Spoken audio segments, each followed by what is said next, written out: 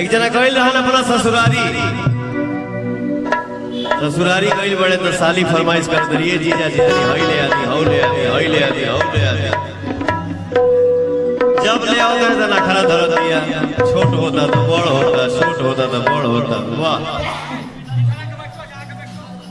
एक दिन ले उनका फरमाइश के सामान जीजा जी कहले कि आज तो तारा पहले रही के पड़ी। कैसे कहा था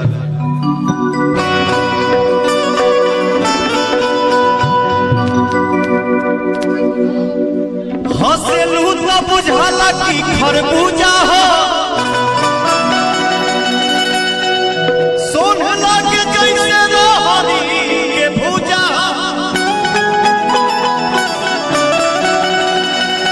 तू हमरा के कोई विधा कमरल तो हम तो होके कुछ ना बोलनी। जब हम तहरा के तनी मुनी छू देने तो कहलू कि बड़ा काबे होता।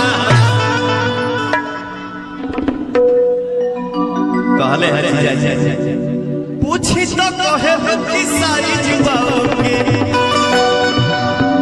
यहाँ एक कहानी है आई ना आई देख ली टोके।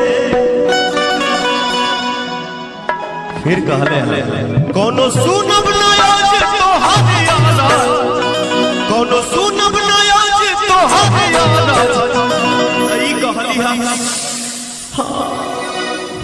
अरे ऐसे जनी कोनी होला तोहरा नाम दिया के ऐसे जनी कोनी होला तोहरा नाम दिया के